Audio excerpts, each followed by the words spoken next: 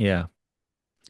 I lament in some way that we don't have as many of these stories nowadays, probably, and it's probably been happening for a long time. It's just, we have so much media now, and, on screens and everything. People just probably consume those more than like tell these stories.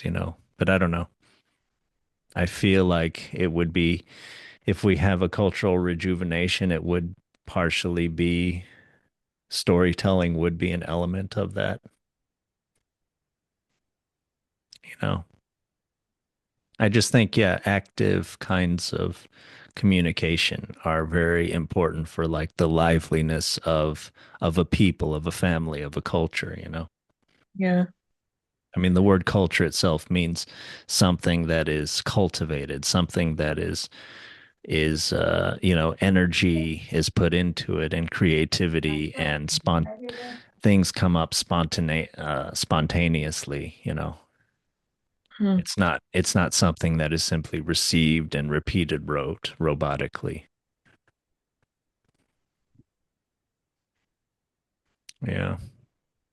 Well, do you have any last thoughts on this? White snake, threat of death, golden rings, help from below, the little creatures of the sea and the sand and the trees. And finally, commotion in the city. And we didn't mention many dead would-be suitors, or many dead former suitors, would-be princes, before this intrepid and goodly youth come along.